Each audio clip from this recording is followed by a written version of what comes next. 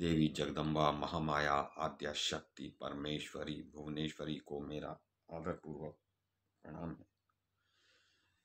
तो हम पढ़ रहे हैं नवरात्र व्रत का महात्म्य, जो कि देवी भागवत पुराण में, श्रीमद् देवी भागवत पुराण में वर्णित है। और जो लोग नवरात्रि का व्रत करते हैं तो उन्हें इस संसार में या परलोक में कष्ट कम हो जाते हैं। तो एक अन्य कथा है, एक कथा तो हम पढ़ चुके, जो कि भगवती भद्रकाली ने जब दक्ष यज्ञ का विध्वंस किया था, कनखल में वो स्थान है, हरिद्वार में लोग कहते हैं, जहाँ पर ये हुआ था। यूँ तो गंगा द्वार लिखा हुआ है, तो अभी तो जो मान्यता है वो ये है कि हरिद्वार के अंतर्गत जो कनखल नामक स्थान है वहाँ पर ये घटा। जो भी बात हो, अब एक दूसरी कथा है इस विषय में कि जो व्यक्ति नवरात्र का व्रत रखते हैं तो उनके कष्ट कैसे दूर होते हैं। तो प्राचीन समय की बात है, एक निर्धन वैश्य था और उसके बच्चे बहुत दुखी थे क्योंकि उनको भरपेट भोजन नहीं मिलता था। उसका नाम सुशील था। तो वो एक मुनि के पास गया और मुनि से उसने कहा कि मुझ पर कृपा करके हे ब्राह्मण देवता, ये बताइए कि मेरे दुख कैसे दूर हों। मेरे बच्चे तो घर छोड़ के निकल गए और मुझे धन की इच्छा नहीं है। मैं चाहता हूं कि मेरा काम निकल जाए बस। और वो धर्म का पालन करने वाला धार्मिक व्यक्ति, उसको बड़ा कष्ट था। और मेरी छोटी बच्ची और बच्चे भोजन पाने के लिए सदा रोते रहते हैं। मैं कुटुंब का भरण पोषण करने की शक्ति प्राप्त करना चाहता हूँ। तो घर में इतना भी अन्न नहीं है कि मैं एक एक मुट्ठी अन्न उन बच्चों को दे पाऊँ। तो बिल्कुल निर्धन। अब मेरे हृदय में आग सी लग गई है, परंतु धन के अभाव में मैं कर ही क्या सकता हूँ। मेरी लड़की विवाह के योग्य हो गई है, मेरे पास धन है नहीं, मैं क्या करूं द्विजवर। इसी से मेरा मन चिंता के समुद्र में गोते खा रहा है। दयानिधे, आपसे कोई बात छिपी नहीं है। अब आप तप दान व्रत मंत्र और जप कोई भी उपाय मुझे आप बताइए, जिससे मैं अपने आश्रित जनों का भरण पोषण सुचारू रूप से कर सकूं। आपकी कृपा से अब मेरा परिवार सुखी हो जाए। तो हे मुनिवर, एतदर्थ सोच समझकर कोई उत्तम उपाय बताइए।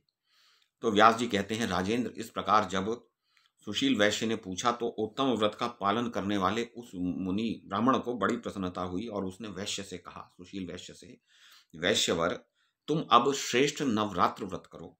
इसमें भगवती की जगदम्बा की पूजा होती है, एक यज्ञ होता है, कन्याओं की पूजा होती है और ब्राह्मण भोजन, ये 4 भाग होते हैं। इनको पूरा करना होता है। वेद का पारायण, भगवती के मंत्र का जप और होम यानी यज्ञ इत्यादि हवन सब कार्य होते हैं। किंतु अभी तो तुम में जितनी शक्ति है उसके अनुसार करो। अगर सब कुछ ना कर पाओ तो जितना जो कुछ कर पाओ तो वो करो। तुम्हारा कार्य अवश्य सिद्ध होगा वैश्य। जगत में इससे बढ़कर, नवरात्र व्रत से बढ़कर कोई दूसरा व्रत है ही नहीं। तो इस परम पावन सुखदायी व्रत को नवरात्र व्रत कहते हैं। इस व्रत के सर्वदा पालन करने से ज्ञान और मोक्ष तक सुलभ हो जाते हैं। तो ज्ञान भी बड़ा दुर्लभ है शास्त्रों का, और मोक्ष पाना तो अत्यंत ही दुर्लभ कहा गया है। सुख और संतान की वृद्धि होती है और शत्रु के पैर नहीं टिक सकते। आपसे कोई शत्रुता करके सामने टिक ही नहीं सकता। तो भगवान राम जब राज्य से च्युत हो गए थे और उन्हें सीता का वियोग हो गया था, उनको रावण ने हरण कर लिया था, तब उस समय किष्किंधा में उन्होंने यह व्रत किया था नवरात्रि का। उस समय सीता के विरह से भगवान राम अत्यंत संतप्त हो उठे थे। उन्होंने नवरात्र व्रत करके भगवती जगदम्बा की विधिवत पूजा की। तो विधि का पालन करना आवश्यक है। तब उन्हें जनक नंदिनी सीता पुनः प्राप्त हो गई। तो उन्होंने विशाल समुद्र पर पुल बांधा, महाबली रावण और कुंभकर्ण को मार डाला। सोचिए, वो भी भक्त भक्त थे, शंकर जी के भक्त थे, पर उनको उन्होंने मारा। देवी की भक्ति से ये उनको सामर्थ्य प्राप्त हुई। और रावण कुमार मेघनाथ की जीवन लीला समाप्त हुई। विभीषण को उन्होंने लंका का राजा बनाया। इसके पश्चात अयोध्या में आकर निष्कंटक राज्य भोगा, तो भोग भी प्राप्त किए। वैश्यवर अमित तेजस्वी भगवान श्री राम को धरातल पर इस प्रकार की सुख सुविधा इस नवरात्र व्रत के प्रभाव से ही सुलभ हुई थी। तो व्यास जी कहते हैं, राजन, ब्राह्मण की बात सुनकर वैश्य ने उसे अपना गुरु बना लिया। साथ ही माया बीज नामक भुवनेश्वरी मंत्र की उससे दीक्षा ले ली। लोग कहते हैं माया बीज मंत्र है ह्रीं, लेकिन वैसे मृंग की संभावना मुझे अधिक जान पड़ती है। अब आपकी इच्छा है। फिर नवरात्र व्रत करके संयम पूर्वक उत्तम भक्ति के साथ उसने जप आरंभ कर दिया। अनेकों प्रकार के सामान यथाशक्ति एकत्रित करके उनसे उसने भवानी की आदरपूर्वक पूजा की।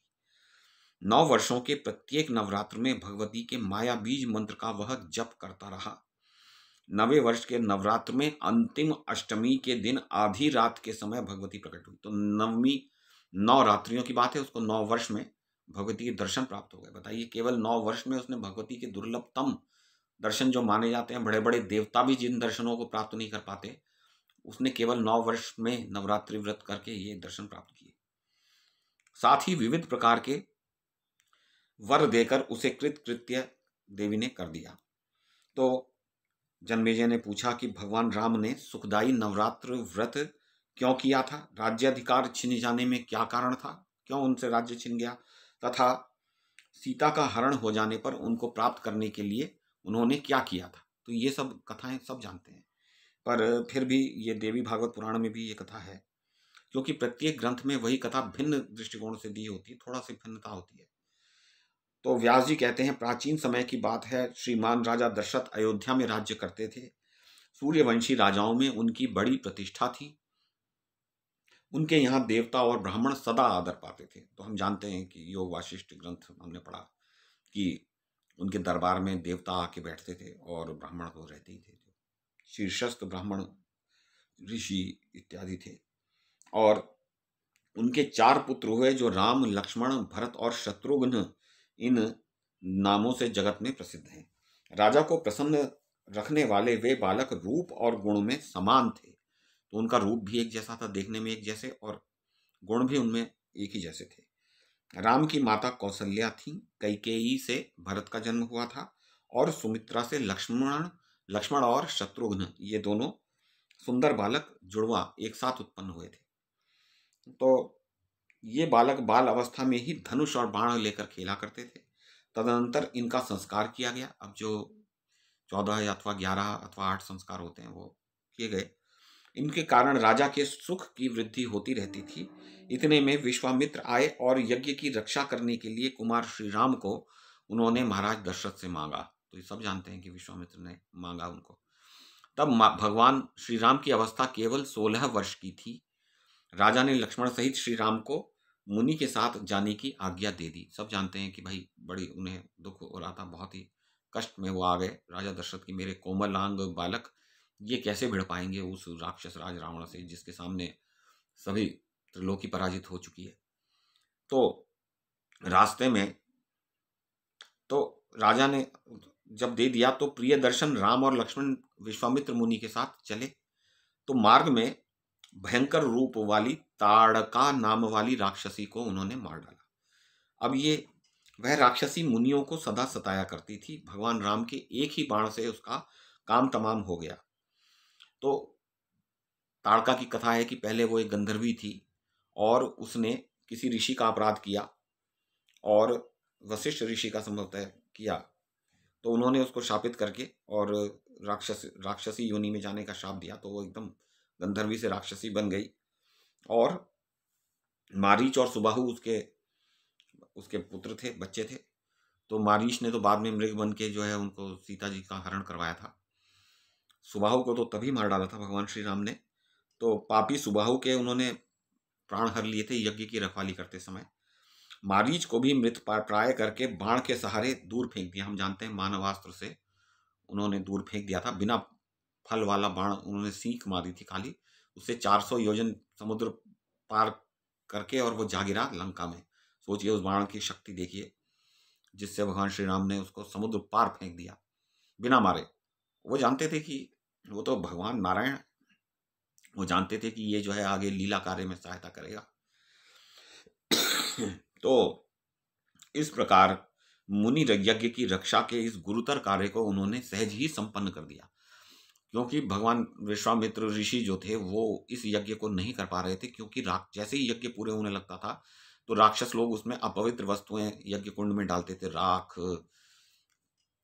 विष्ठा, अस्थि, रक्त, ये जो अपवन वस्तुएं जो समझी जाती हैं वो डाल दिया करते थे। तो उनका इतनी सारा जो परिश्रम था वो व्यर्थ हो जाता था। अंतिम समय में वो ये करते थे।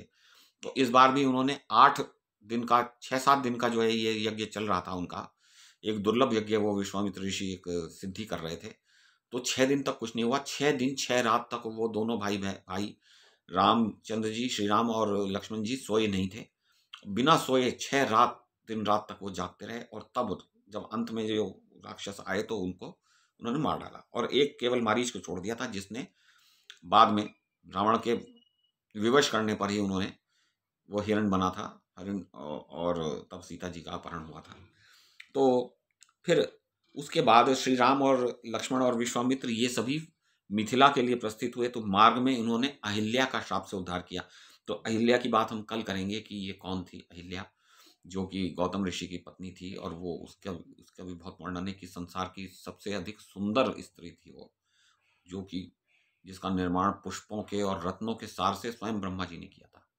तो वो उस ये सब कथाएं हम कल पढ़ेंगे भगवान श्री राम के विषय में से संबंधित जो हैं।